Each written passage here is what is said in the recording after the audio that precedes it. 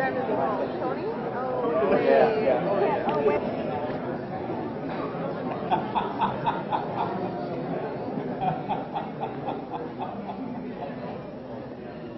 Terrible about piracy.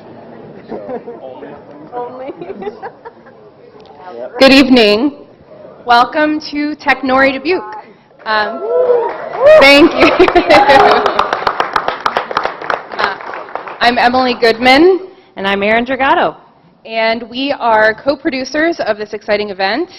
Technori is one of the top startup showcases in the world and is the third largest monthly startup event in the United States. Having produced events in Chicago, Los Angeles, Atlanta, Milwaukee, Detroit, and Austin, we are very proud to be hosting Technori in their smallest market to date, Dubuque, Iowa.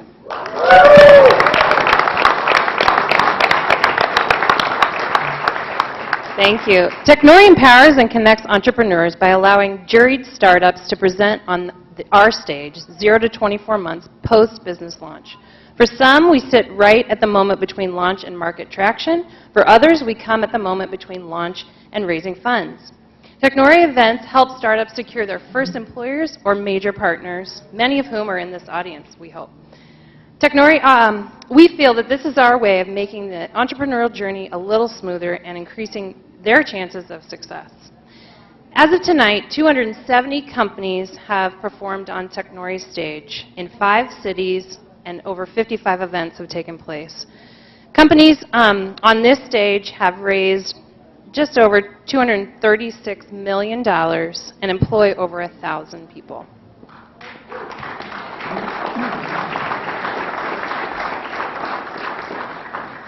So Erin and I share the sentiment that small cities have stories to tell larger urban areas. And despite cultural narratives that suggest that technology startups thrive in Silicon Valley or find more traction in urban communities, there are hundreds of entrepreneurs, many of them technology-based, in the state of Iowa. They're growing their businesses, looking for market traction, trying to identify employees, users, or a home base. And we are happy to shine a spotlight on our city of Dubuque as a launchpad for entrepreneurs and a community that both past and presently incubates a vibrant entrepreneurial class. We hope that you will find an opportunity to connect with today's startups after their presentations and help support their innovative business models.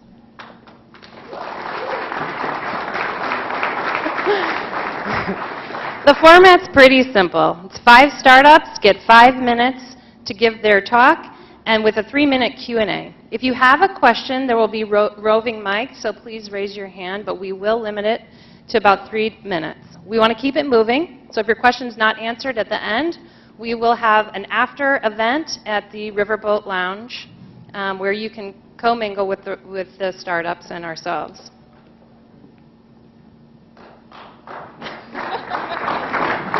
So before we get started, we would like to thank our partners, sponsors, and community supporters without whom this event would certainly not be possible. We are so grateful to our lead sponsors, TH Media and the Dubuque Area Chamber of Commerce, who were so generous in helping us with this event.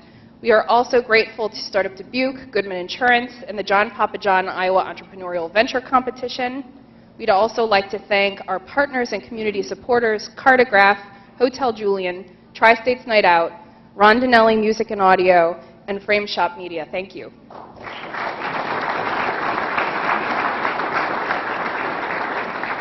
So I mentioned before, but just so you can hear it again, we have an after party after this event. And without further ado, we would like to commence Technori Dubuque. Our keynote this evening is Jake Schneider, President and CEO of Cartograph, itself a homegrown Dubuque startup. Cartograph is a software-based company that creates technology to manage billions of dollars of public infrastructure across North America. We are so pleased to have him here tonight. Let's please greet Jake with a round of applause.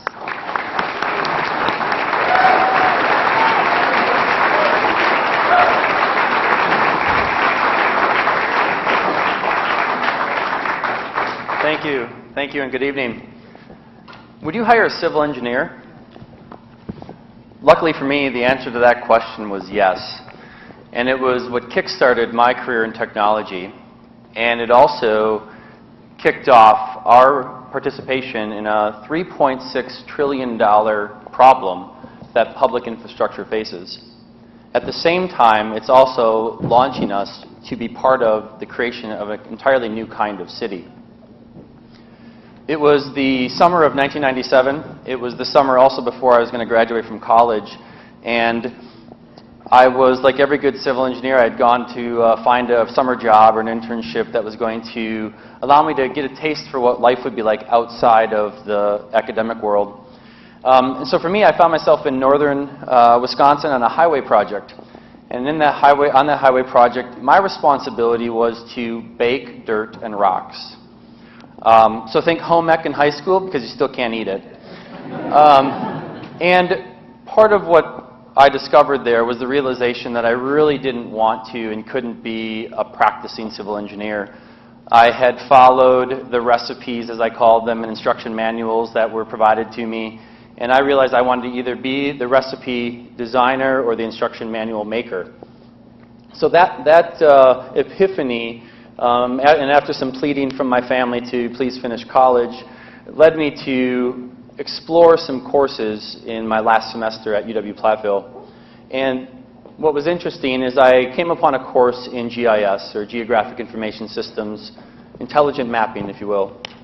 And it was at that class that a gentleman came and started to speak about some of this work that they were doing with intelligent mapping and GIS. And what he was presenting was a series of dots and lines on this digital map. And there was information behind those dots and lines. And I was fascinated by that, because those dots and lines represented the infrastructure that I had learned to design and construct for 5 years in civil engineering college. But I started to ask more questions when I saw those dots and lines. It's like, what information is behind that? How much? Where is it coming from? What could we do with it? What could we learn from that information? The gentleman that was presenting was the CEO of Cartograph. And after my interest had been piqued, I went up to him after class and asked him if he'd hire a civil engineer. I started in tech support at Cartograph in February of 1998. The first few years at Cartograph were fascinating because I had come out of this very public infrastructure, solid world, and technology just wasn't that. There were some patterns that were similar, but it was very different. At the same time, though, our customers, cities, counties, local government agencies across the nation were also struggling with technology. In some cases, they were fearful of it. They didn't know what it meant or how to use it. And I have a whole host of stories about what they thought the diskette drive really did. But what I also noticed is that these cities across the country really struggled to answer some very basic questions. For example, how many signs do you have? How much pavement are you responsible for? How many hydrants do you have? I'll go a little bit further. What does it cost every year for those signs, the pavement, and those hydrants? In most cases, the answer was, I don't know. So we were onto something. 30,000 public entities across the country don't know what they have or what it costs. We're a startup. We're stepping into an area that is in need of some technology to solve the problem. So for the first 15 years of Cartograph, we had our head down working hard to develop more of these applications that could solve these public infrastructure simple questions or problems. What do I have? How many of them? What do they cost me? We ended up arriving at about 30 or so different asset classes that we could cover. Transportation system, the water systems, and wastewater systems, and storm sewer systems that all of us encounter every day. Our systems were helping these organizations really move into technology. But in 2010, we started to face some new realities of the age of our business. And we started to see some pressures from the competitive landscape changing. We had our head down, as I said, with work on expanding the footprint of product and becoming a great business, a solid business, but there was competitive pressure emerging. That competitive pressure is what we defined it as was our biggest risk as a business would be if a startup emerged, set up shop across the street from us, and could employ less people, create an equivalent product faster and cheaper. That was our biggest risk. We had an aging technology stack, and customers had been had provided a great feedback loop for us in terms of features, and so our system was rich with feature, but now they were asking us to take it to the web. Our culture was neutral and needed some reinvigoration, and we really needed a recommitment or reaffirmation of our purpose. Ultimately, we needed to become a startup again. So 15 years old, and we needed to disrupt ourselves. I had flashbacks of that GIS class, those dots and lines, the simple questions being asked. But what more could we do? How much deeper could we get about the information that was simply digitally represented on a screen of dots and lines? The reality was, it wasn't all ready. We needed more data, more dots, more lines, more information behind all of that information. And the big question came is, how do we do this? How do we transform a company? How do we transform a technology? How do we transform our customers, these cities and counties and jurisdictions across the country, and at the same time, how do we outplay our competitors? This was the challenge we had. My belief, my answer was simple. We had to design it. I believe that we needed to take the power of design and apply that to our business like we never had before. Now, at this time, keep in mind, the iPhone was fairly new. iPad was about to arrive. And Apple had proven that you can make usable product just through beautiful technology. So it was my belief that this creative design would actually lead us forward. It would show us the possibilities. It would create the vision for us and would ultimately tell our story. But this time, we were equipped with 15 years of more information, learned information. Our customers had asking us for what they could see. But we believed it was our responsibility to actually show them where they could go and to do it differently and not just take them to the place that they thought possible. We wanted them to be modern. We wanted them to be built on best practice, and we wanted them to be agile. Essentially, we were asking them to be just like us, to be a startup again. So we had an opportunity to go beyond the thinking of our customers and just what they saw. And we ultimately started to see a whole new kind of approach to the business that we were serving and the business category we were serving. And it became bigger than we ever thought, and it was completely uncharted. Ultimately, as businesses, we get to use technology that is constantly evolving and modernizing. In some cases, it challenges us, but ultimately, it's providing us opportunities to do business better. And we said it was time for local government to have software that didn't suck. So we started by revolutionizing our technology. Simple and easy to use, integrated, and inspired by great design became the principles by which our new go-forward strategy would be built.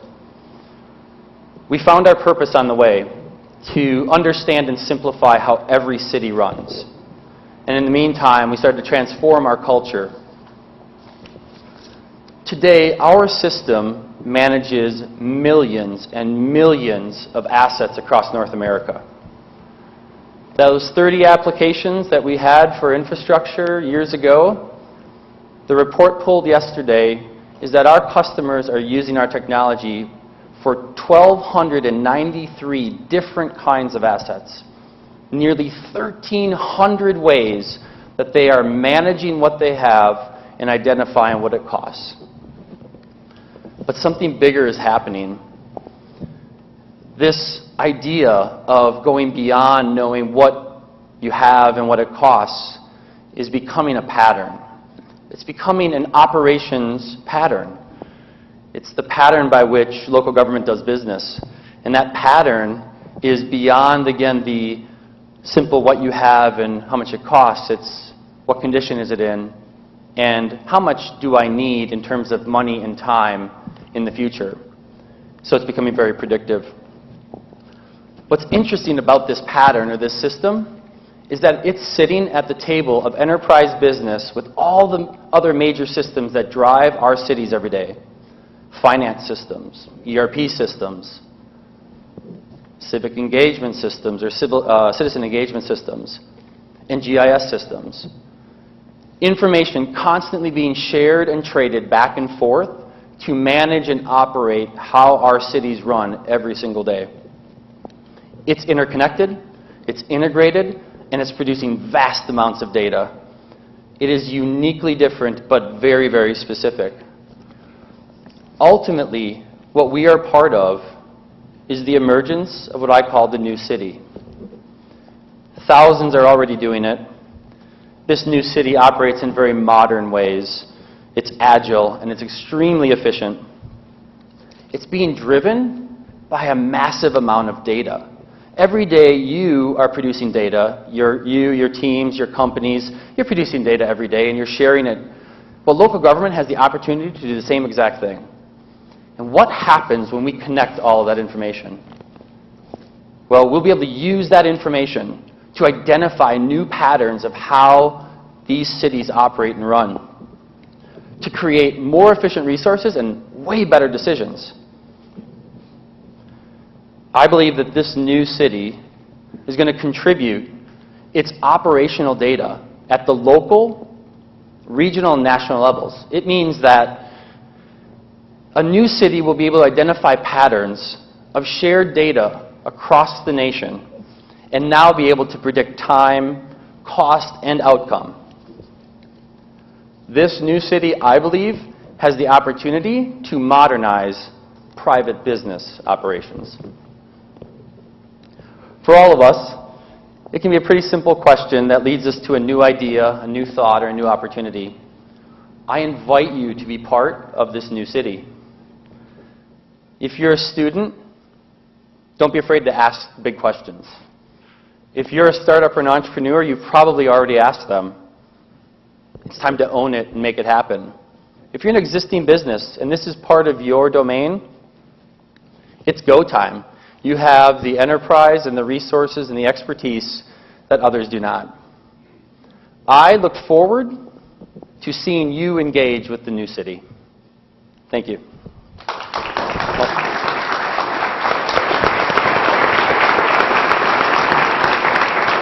Thank you, Jake, very much. We are going to open up the room for Q&A at this point. So if you have a question for Jake Schneider, please raise your hand and we will pass a floating mic.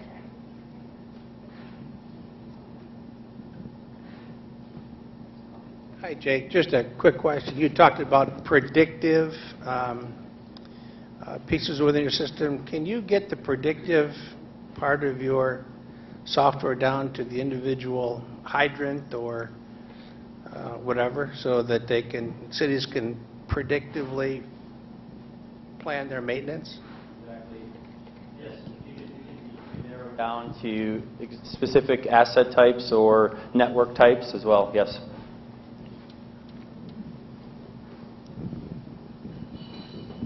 Jake, hello. It's good to see you again. You too.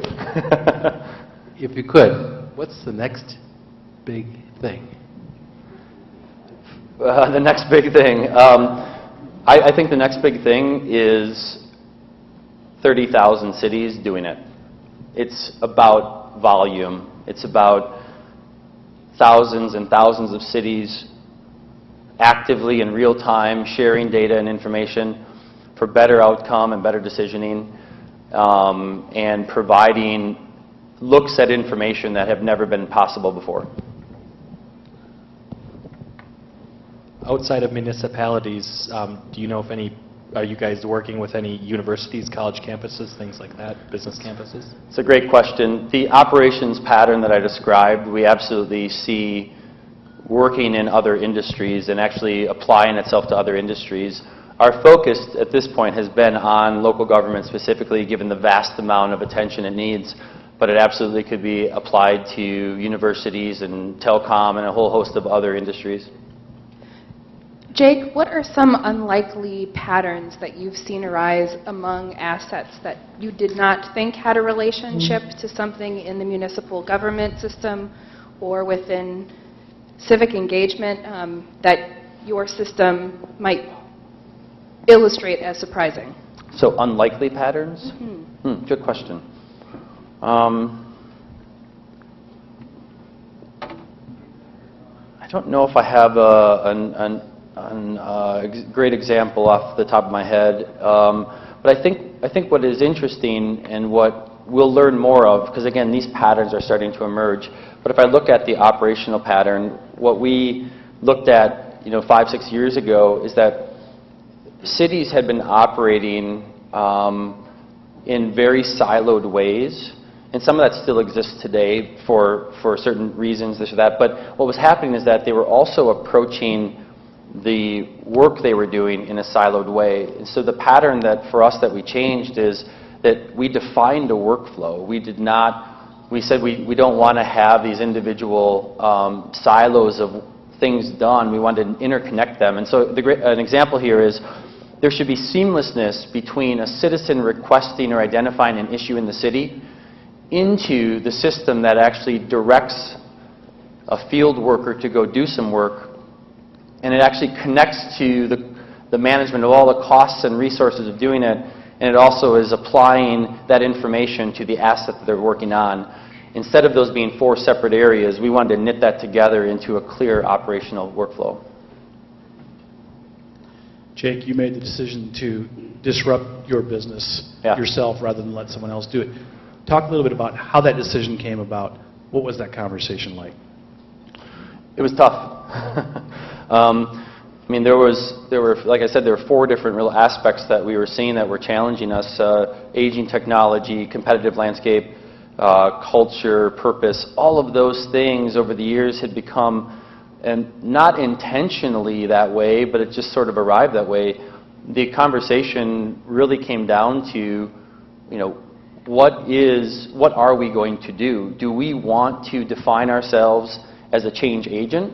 Do we want to be a thought leader? Do we want to be an organization and a company that takes the opportunity to change how an industry does business, or not? And that actually was probably the highest level discussion. Once we stepped down that path, I mean, we started with using just design as a major driver, because I had seen and witnessed and believed that design was going to allow us to paint a picture for our employees and for our customers in a way that we'd never been able to do before. I will say that what we designed and what we have today is incredibly close. It took us putting it on paper and then committing to it. Yes, I was wondering, on your data, you're creating a lot of good stuff. Yeah. Is it shareable between cities and to the public? Can I download and find out information and torture the data and make it give up secrets that I'm interested in? Today, again, our customer data is our customers' data. We are able to, in cases, aggregate and look at that information. Today, that is primarily just for analysis and sharing purposes. There's still some work that will need to go on in the public sector to be okay with some of that information being a little bit more available. I think there's certainly some risks if some of that information was available, but today we primarily use that for identifying pattern and then sharing it with our customers back to them. We have time for one more question.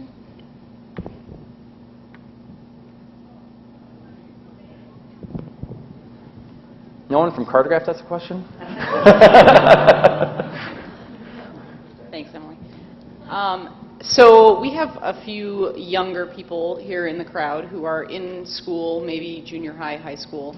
What types of people, what kind of background do you look for when you're hiring for your company? What would you suggest to those younger people as far as a path to getting into your field? So, well, first of all, in terms of hiring, my belief is we hire passionate people who are excited about the things that they know and the things that they want to be part of. In terms of getting into our field or my field, I mean, we're pretty diverse in terms of the coverage. We have everything from, programmers and coders to designers at our organization. So it really comes down to the individual. What are you passionate about? What makes you stay up later and then get up earlier? And find that, and then go figure out ways to apply it. Go find an opportunity to apply it, maybe in some cases in a very non-traditional way. I mean, for me, that was my epiphany. Is I was a civil engineer and thought my only path was going to be, baking rocks. And so it took me asking the question of a technology company to say, would this ever work? And that for me was the change. And so I'd say is find what you really are passionate about. In some cases you know it today, in other cases you're going to figure it out. But when you do, own it and then go take it to where territory and uncharted areas that may not be obvious. Thank you.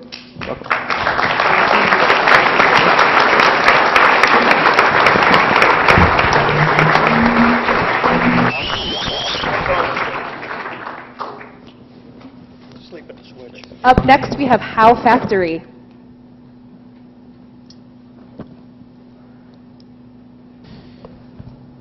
Hello! This is going to be fun. We're going to start out with a little bit slower moment right now.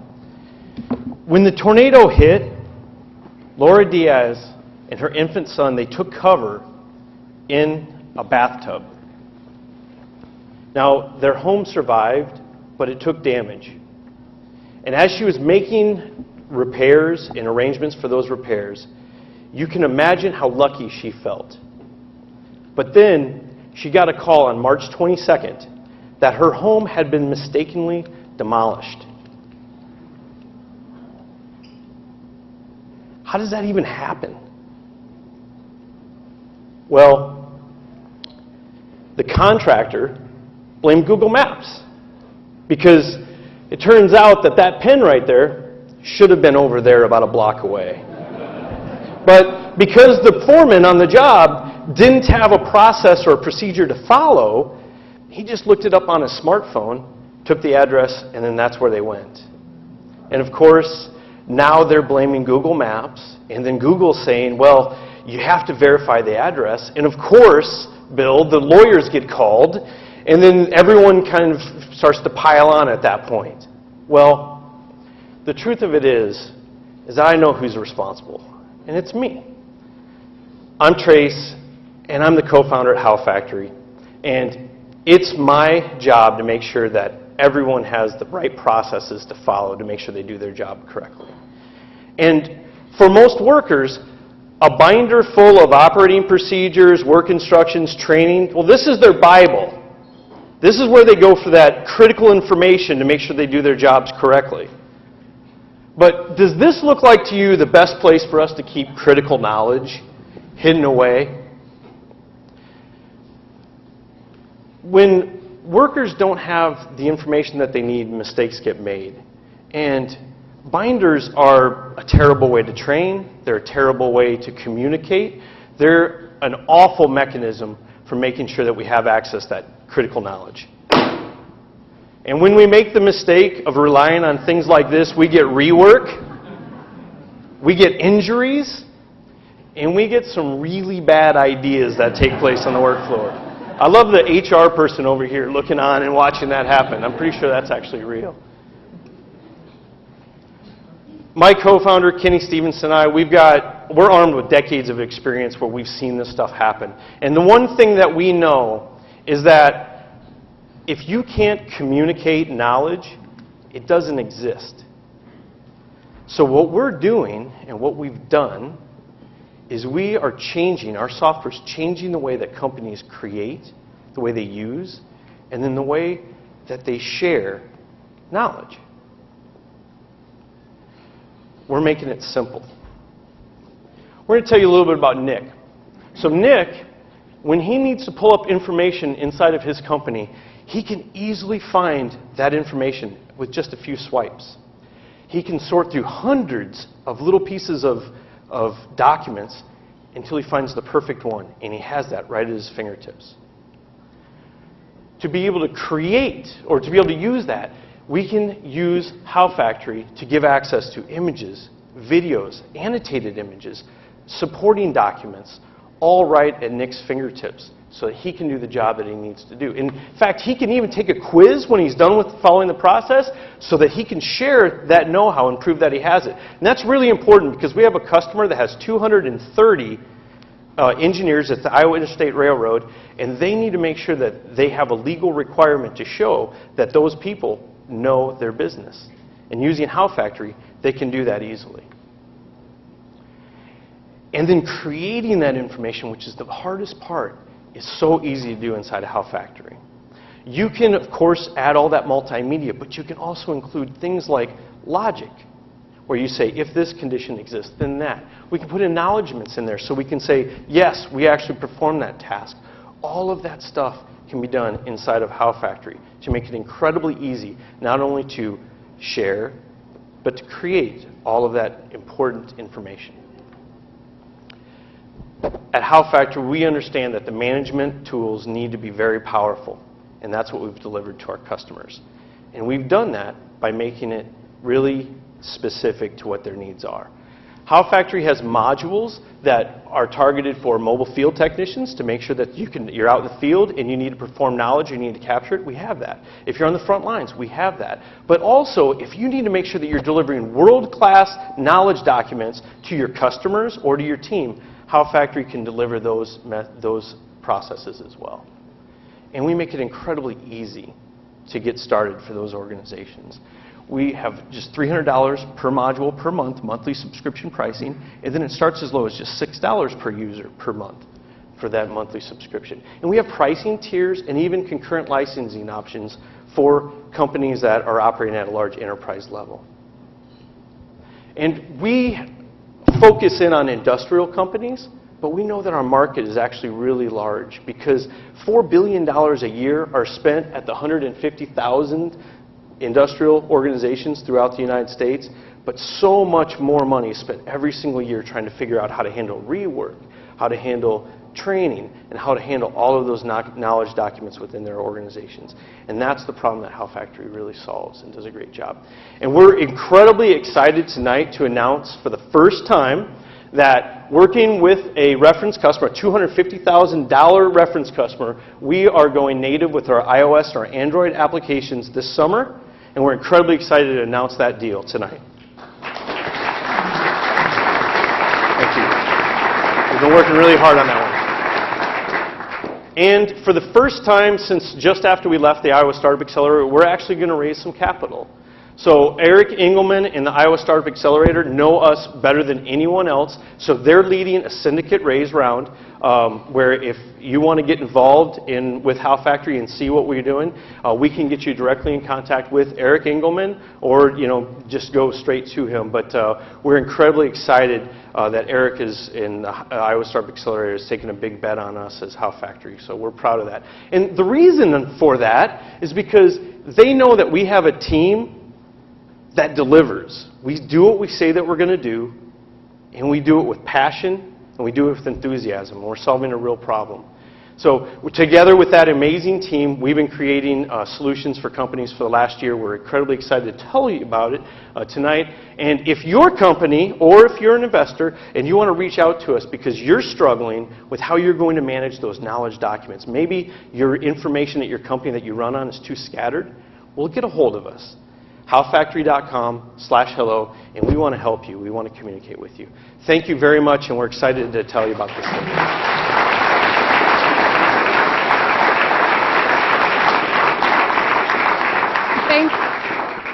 Thank you to Trace and HowFactory. We have 3 minutes of Q&A. If you have a question for Trace, please raise your hand. What sets your knowledge business apart from other knowledge-based software? It's really interesting that you asked that because, with Jake was just talking about with Cartograph is that this is a problem that's existed forever, and organizations have tried to solve this typically with like Word documents and SharePoint servers and things like that just don't scale when you're trying to communicate knowledge inside of that. We've gone from the other side of where we started at the end user, and we worked backwards up to the management side instead of starting at management working down. So all of our apps, everything's designed to be incredibly easy to use, very, very intuitive, and then it ties into, we tie into systems, and we make sure that we can deliver that within that network. So you're not limited by PDFs and you're trying to figure out which version control you're going to be using and things like that. So HowFactory just kind of integrates all those systems together. Another question? I'm confused about your apps. If you're announcing tonight that you have your Android app, what kind of app are you operating on now? We've been operating as a web app for the past year. We came out of the Iowa Startup Accelerator at the very tail end of 2014, and then we went kind of in quiet mode where we developed our web app, and we made sure that that technology, all the back-end stuff and everything was working correctly, and we were able to deliver on our value proposition. So what we've done is we don't believe in developing things in isolation. A startup that just kind of goes off and says, we're going to make this, and then releases it to the world rarely ever works out. So what we've done is we work directly with reference customers to make sure that we're solving the exact need that they have inside of their organization, and that's what we've been doing. So together, working with those partners, we've been able to find exactly how to solve that problem within field technician area or within a company that's trying to support their products. Very unique skills or uses that they have, and we've been able to address those. Thank you, Trace and HowFactory. Up next.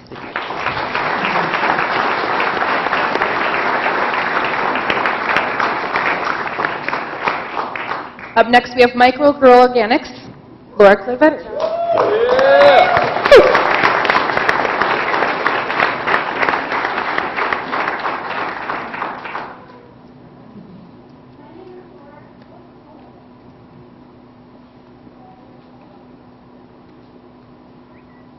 Important that I turn that on. Okay. My name is Laura Clevitter, and I grow microgreens for restaurants. Now, all of this began, thank you. Now, all of this began about a year and a half ago when I accepted my job as horticulture educator for Dubuque County ISU Extension, which I still do today. Glad I've got some fans out there, okay. You guys are slowing me down. And I was living in an apartment at the time with my seeds that I'd carried with me and no garden to grow in. And I don't know about other gardeners, but I have this crazy biological response come January where I have this obsession with starting seeds. So I had to find an outlet, and I thought maybe I can grow some sort of funky heirloom vegetable for the Dubuque Food Co-op. So I went down there and I had a conversation with the produce manager who introduced me to Kevin, the now very successful co-owner and chef of Brazen Open Kitchen and Bar, who happened to be in line that day checking out. And Kevin said to me, if you can grow microgreens, I'll buy them. Now I thought to myself, I don't really know what microgreens are, but I'm a horticulturist, right? So I can figure this out. So I said, yes, let's do it. I went home, and I only had about a month to work on this because he had a grand opening in February. So there's not a lot of research-based material on growing microgreens. So I bought a book, I got some seeds, some trays, and I got started. And within a month, I was growing my first crop of microgreens for Brazen's grand opening. Now, microgreens are tiny little plants with big personalities. They take about 2 weeks from seed to harvest, and they come in a lot of different exciting flavors, shapes, sizes, colors, you name it, arugulas, radishes, even basils. And really what they do is they make pretty much everything you put them on look super awesome. So if you had the little appetizers today, you were eating my microgreens. And I call them tiny plants with big personalities because they taste like their adult counterparts. So where slapping a leaf of kale on a plate might be inappropriate, placing microgreens there can fix that problem. What I also realized that was very profound was that unlike traditional agriculture that requires a lot of land, capital investment, machinery, equipment, microgreens can be grown with very little inputs. I was growing microgreens on my windowsill in my apartment with soil, seeds, water, and the sunlight coming through my window, and I was yielding a profit within 2 months of my initial start. That is almost unheard of for small business, let alone farming. More importantly, what I realized was that it's not about growing microgreens that gets me excited. It's about seeing chefs geek out. It's the relationships that I have with my chefs. Watching them geek out over how cool their plates look. And being able to confidently help them say to their customers that I support a local grower. And when I'm only growing a few blocks away from my first restaurant, you can't get much more local than that. Because of these relationships and because of my crazy obsession with saying yes, or maybe it's some sort of nervous tic or something, I now serve 4 restaurants in Dubuque, all by word of mouth. I have not advertised myself. As I've grown, I've worked with SCORE to help my small business. And a couple of months ago, my SCORE mentor approached me and he said, hey, do you want to do this small business championship? It's no big deal. It's like 100 votes, and it'll help you with some startup costs, and all you got to do is tell your story. I'll do the rest. I'll get you your 100 votes. I'll talk to Chamber, right? Right, Barry? Yes, Barry's right there. And I said, I have no idea what I'm getting myself into, but let's do it. Yes. 70,000 votes later, second place in the nation, competing against New York City. New York had no idea who they were competing against. They had no idea who Dubuque was until 70,000 votes later. By the way, my grandmother right there put me over 70,000 votes very proudly.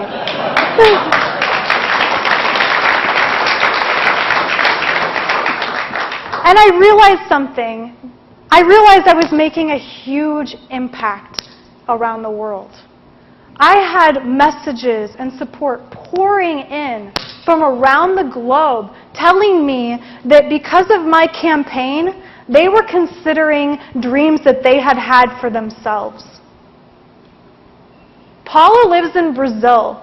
Paula messaged me a couple of weeks ago and she said, Laura, what you're doing is really exciting.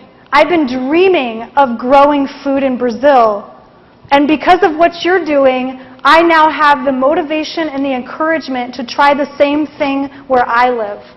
So she started having similar conversations, just like I did, with chefs just like Kevin, and guess what their response was? If you grow them, I'll buy them. Paula never thought it was possible for her to fulfill her dream. She works 2 full-time jobs. She lives in the city with no land, and she had no idea how to grow. So I'm helping her. So Paula's now saying yes, and I'm going to help her work through the logistics of growing microgreens. So if I can impart one thing with you tonight, it's to say yes to opportunity. Because when you say yes, crazy things happen. So what have you been thinking about doing? What have you been dreaming of that you've been waiting to say yes to? Think about that tonight. Thank you for supporting me. Thank you for having me.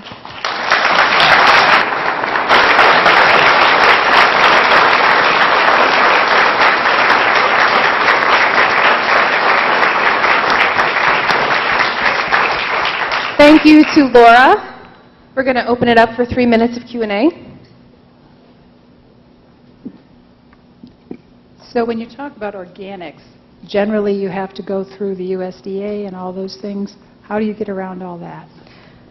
That's a tricky one. I do not market any of my produce as organic, certified organic. So using the term organics within your company name is one thing, but actually marketing your produce as organic is another.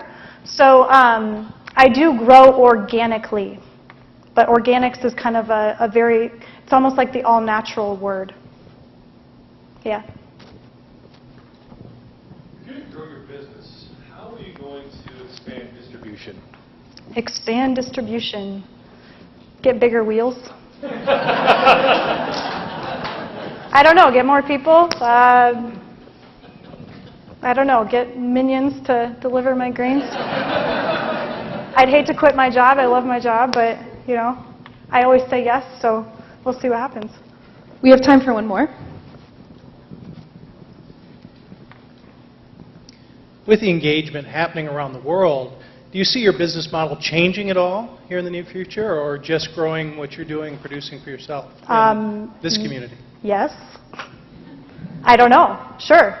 I'm really open to anything. It could go any number of directions. I'm willing to help and impact anybody that needs it, and that could take me any number of directions. I don't try to predestine my business. I let my business carry me where it wants to.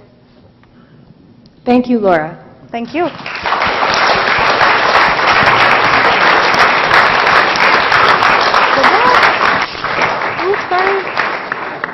Up next, we have Abraham from Swine Tech.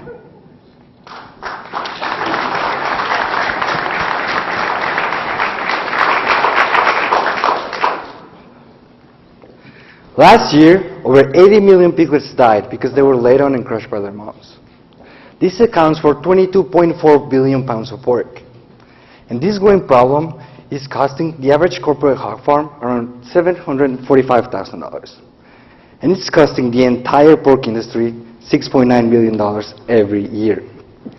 Now, when pigs are raised organically, about 40% of them will die because of this problem, just like this guy.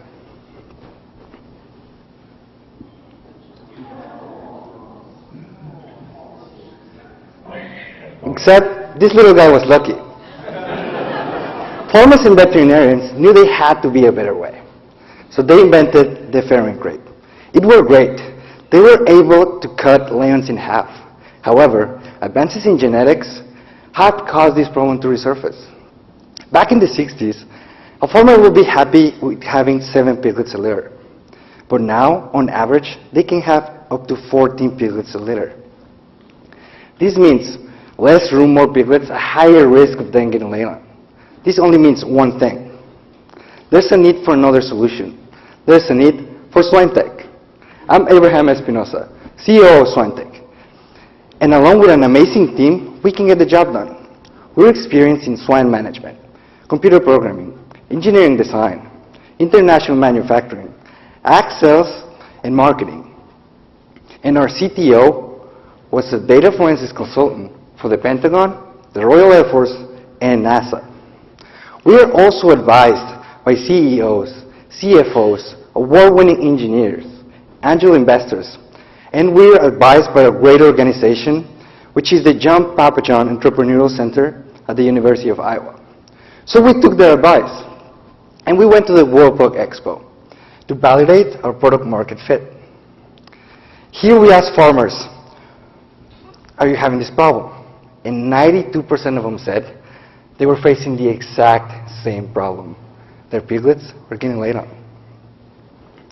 And we asked them, what do you want to see in our product?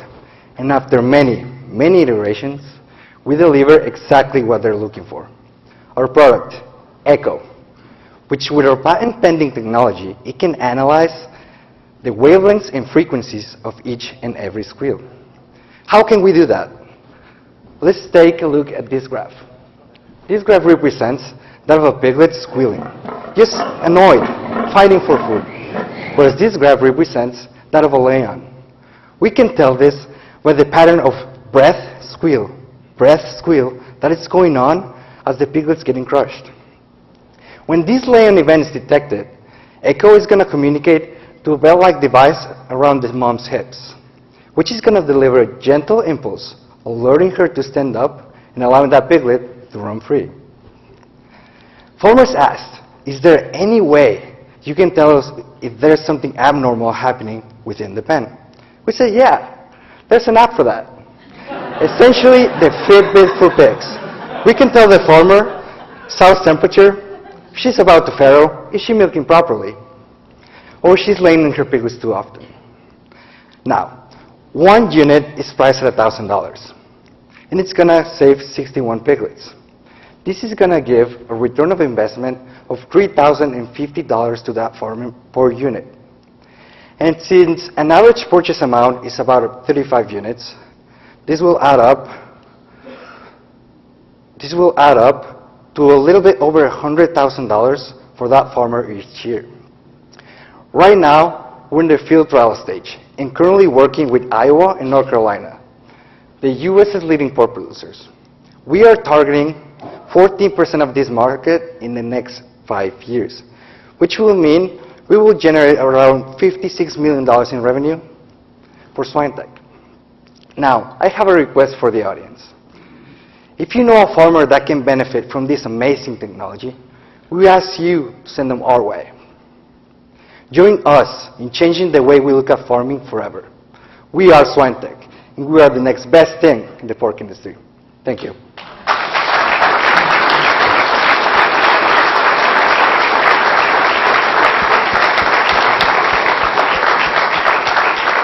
Thank you, Abraham. We have 3 minutes of Q&A. Questions for SwineTech? I'm curious if there are regulations as far as with the USDA with regards to animal welfare, and if your company has had to deal with those sorts of red tape or anything like that. Actually, it's funny because right now we've been getting positive feedback. See, what we're using right now, it's pretty much proportionally equal to a dog shock collar. And the rules state that you are allowed to use it as long as there's a life at stake or the animal's own life. So right now, there's the piglet's life at stake, and we're within those.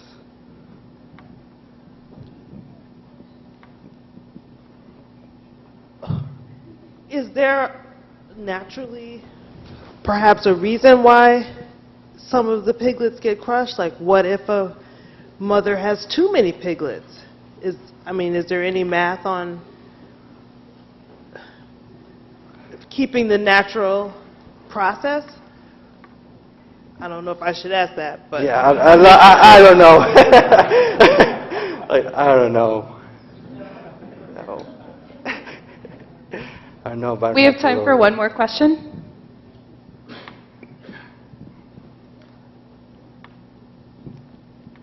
Do you see any future applications of your Fitbit-like technology to other farm animals? Right now, we know they're using something like this in the dairy industry. But that's as far as we've seen, and we haven't seen nothing like it. Thank you, Abraham. Thank you.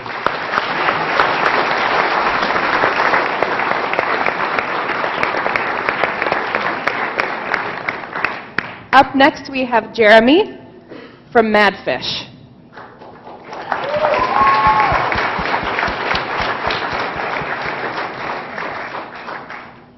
My name's Jeremy Schechter, and I'm mad about our food system.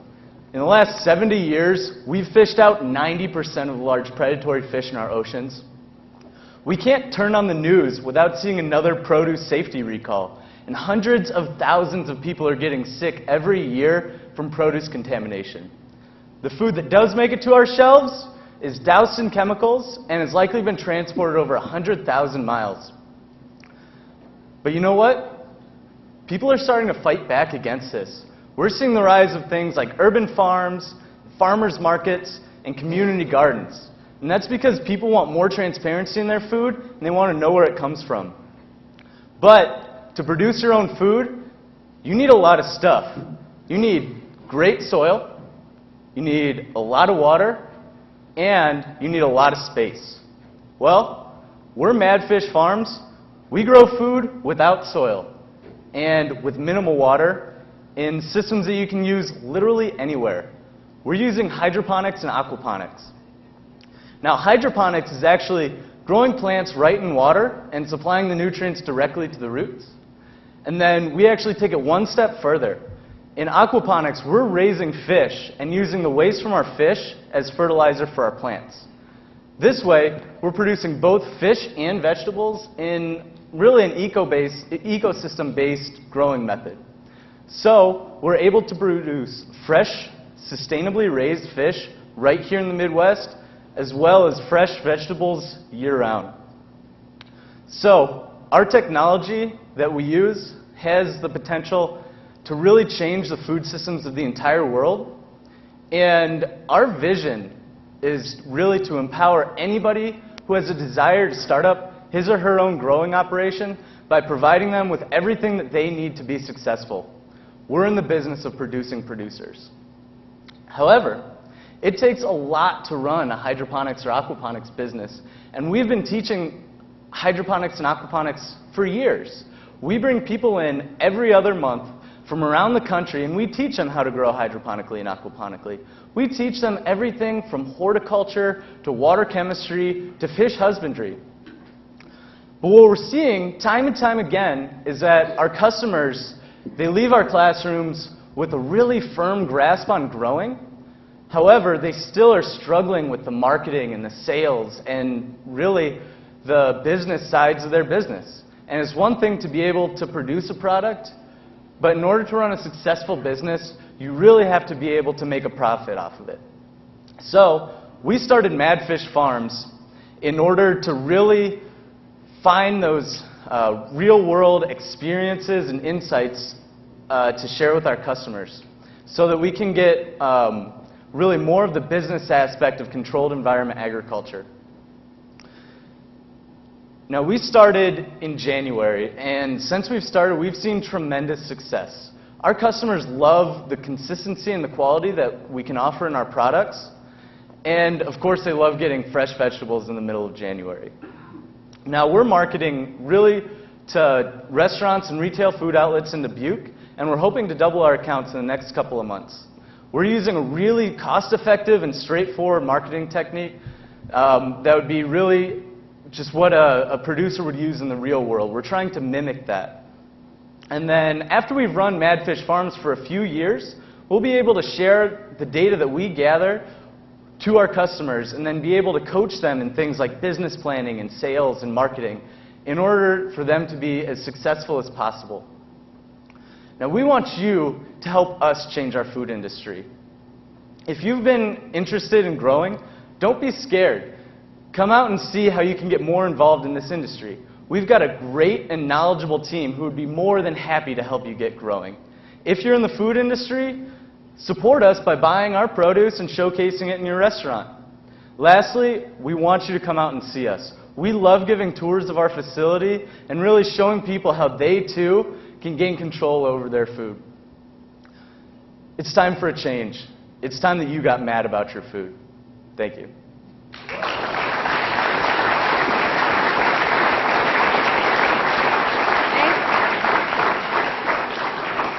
Thank you, Jeremy. I'm just curious how many square feet you need to make this worth its while. That's really one of the things that we're trying to figure out. So out on our campus, we've got 2 greenhouses. One's about 4,200 square feet and the other's about 3,600.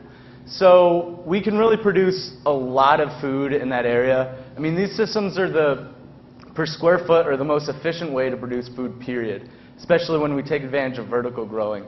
So the scalability is kind of what we're trying to find, and we believe that our size right now at 7,000 to 8,000 square feet is really going to be that sweet spot for keeping more of a local mentality and kind of homegrown while being big enough to actually make enough profit to support yourself. Okay, right over here. Thanks a lot for your presentation. I can tell you're very passionate about your product. Are you in partnership with FarmTech out of Dyersville? Yeah, that's a great question. So actually, we work with FarmTech. So Madfish Farms, so I'm a FarmTech employee. And in January, the owner of our company, he actually wanted to separate the greenhouses out as a pilot to really judge the business case of a controlled environment agriculture business. And so that's exactly what we're doing. So yes, we're selling produce to local markets. we're selling to restaurants, we're going to farmers markets, our feet are on the ground. But what we really want to do, and what me and Matt do, is we teach people how to do this. That's what we do all the time, and so we're just running this as a business to gather all that data. And then also, are you able to only grow tilapia there, or have you guys expanded into saltwater fish or anything like that? That's a really great question, and it's always one of the first questions that I get about aquaponics. We grow tilapia because tilapia are totally bulletproof. They are hard to kill, and that's what you want in an aquaponics system. So without getting too carried away and too technical, we grow tilapia because that's what we recommend people to grow when they're first starting out producing. But you can really grow just about any freshwater fish. People use salmon, trout. We were going to raise sturgeon, believe it or not, but we don't really venture into the world of saltwater fish. There's not a whole lot of saltwater vegetables. Thank you, Jeremy.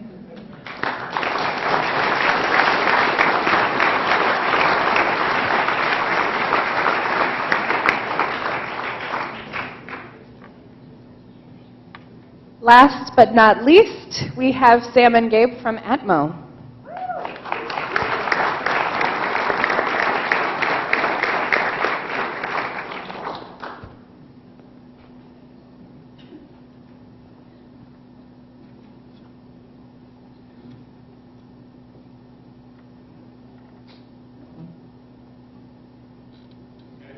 Sorry. You good? Okay, with that delay, we're the last ones up, so let's do a selfie. Everybody cheer. All right. Okay, so I'm Gabe with Atmo, CTO and co-founder. And I'm Sam, CEO and co-founder of Atmo. In 1876, Alexander Graham Bell said the very first words across the very first phone call to his then assistant, Thomas A. Watson. He said, "Watson, come here. I want to see you." Now, we think this is kind of ironic. At the time, that was an amazing innovation. But what if Alexander Graham Bell could have actually beamed Watson into his room? What if he was able to walk around Watson, talk with Watson, even shake his hand? What do you think of when you hear the words communication and collaboration? Do you think of making a phone call to a family member or a friend? Do you think of huddling around with colleagues or teammates to solve a problem? Or maybe it's posting something on social media. Well, we don't think it ends there, right? It can't end there. We think the next step in true communication is something we call digital teleportation. And it's just around the corner. Instant visual, spatial communication with anyone, anywhere, at any time. So what are we talking about here? What is augmented reality? Augmented reality is the injection of digital content linked into the real world in your field of view and attached to the physical environment as if it's a physical object. Augmented reality is going to drastically change tech over the next 12 months. In fact, it already has. Large companies like Microsoft, Google have already injected over $2 billion to fund startups just like Atmo. So what is the importance of this, and what does it have to do with you and I sitting in this room? So there's two things. Like we said, the ability to attach digital content to your physical environment, but also to be able to interact naturally with that digital content. So take a natural example. You're sitting in your car, you need directions, you punch in your destination on your GPS, but instead of just having a flat screen that'll tell you where to go, you'll have in your field of view your directions laid out on top of the street linked to your physical environment. In this example here, it's linking not only your direction and route, but also other information. Or even simpler yet, what if you're reading a story to a child or a grandchild, and instead of static images in the book, those images pop up as holograms where you can interact and play with them. I don't know about you, but I am not happy with this. This does not do it for me anymore. Okay? This is a great connection device, and there's a lot of technology and innovation in this, and everyone in this room, we all have one of these, right? And we stare at this every day, and we look at screens that are on our desks. But that's a disconnect. When we're talking about collaborative communication, this is actually a disconnect. And right now, our digital and physical worlds are completely separate when it comes to that type of natural collaboration. Okay? So we want to remove those barriers. We want to bring those two worlds back together. And we have built the first ever cross-platform digital telepresence system. And it sounds like a mouthful, it sounds complicated, but it's actually not. End users using the software can capture whatever they see, something the size of a penny to something the size of this room, and share it with remote experts, knowledge holders, located anywhere in the world. Those knowledge holders are able to download and place whatever was scanned by the end user directly in front of them as a hologram. They can walk around it, reach out, touch and tap it, rotate it, scale it, but they can do something even more interesting. Who here has telestrated? We all have telestrated. Anyone who's used a Word doc, a PowerPoint, Excel, or taken a highlighter to a Word document to fix something or call something out has telestrated. So we've built into our system the ability for remote experts to digitally telestrate as if they were on site. They can drop in videos, graphics, make drawings with their finger, and those are seen directly in view by the end user. So why is this important? It's cool, but why is it important? Well, we want to solve a $200+ billion a year problem. And what accounts for that? Production downtime in the enterprise, the cost to send experts physically on site to help solve a problem, and additional training to bring new hires up to speed.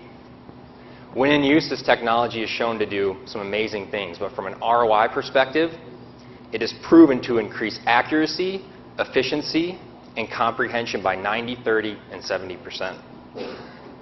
So with the great points that Sam hit on for the enterprise, we not only see the value for enterprise manufacturing markets, or anything in the enterprise of any significance, but also in the consumer market.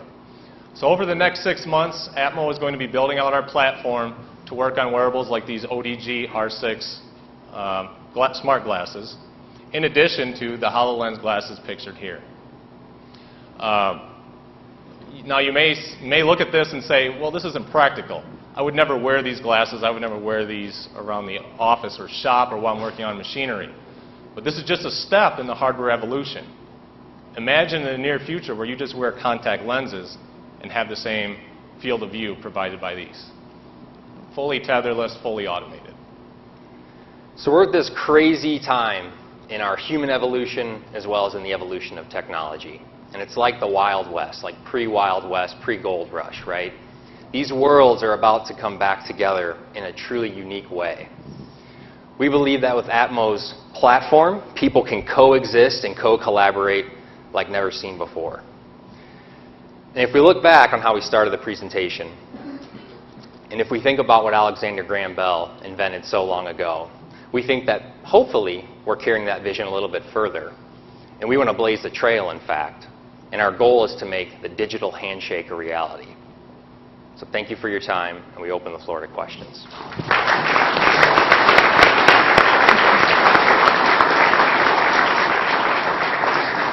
Thanks, Atmo.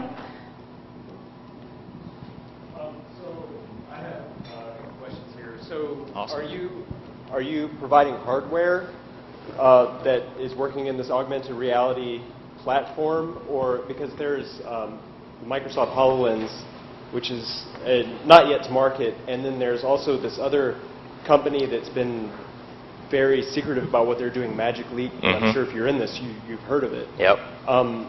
What is it that you guys are actually working on hardware-wise? That's a great question. And so we are just doing software as a service. We're building out a platform, not hardware. We work with a lot of hardware makers like ODG, the glasses I showed, or Microsoft, to push them along to make sure that the products are applicable for the market tomorrow. But we're on the software side, they're strictly on the hardware.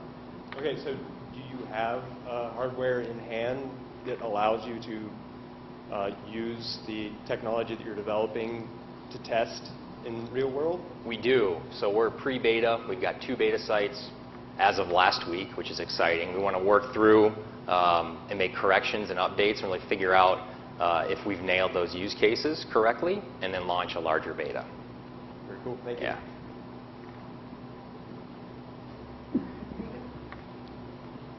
Are you guys a consumer-focused company or an enterprise-focused company?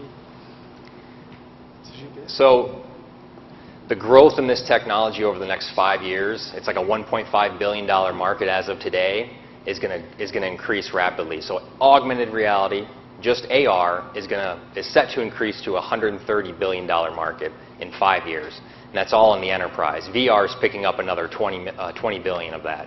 From 2020 to 2025, as Gabe mentioned, the hardware is going to continue to shrink. And by that time, consumers should be ready to use the hardware. And there'll probably be some new use cases that emerge as well. We see the play for augmented reality as a start in the enterprise, but we're keeping our eyes open that eventually, really where you go to $1 billion company, which would be the dream, of course, is in the consumer market a lot of times. So. We have time for one more. All right, right here. Hey, so I know AR is kind of an emerging marketplace, and VR is a little bit more established. Now, do you guys have any plans of going into the VR? I'm sorry, I didn't hear her question. She might have just asked the same thing, but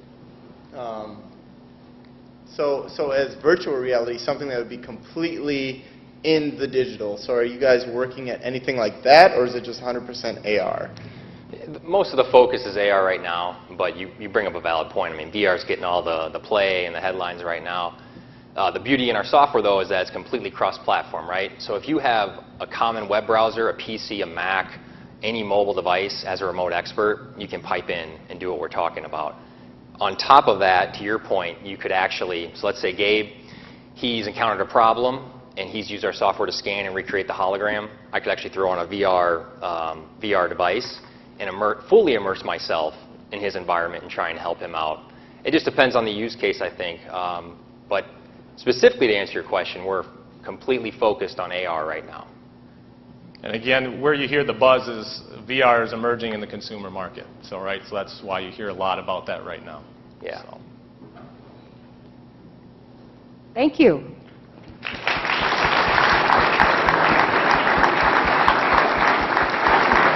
Well, thank you all for coming. That concludes our first ever Technori Dubuque. Thank you very much.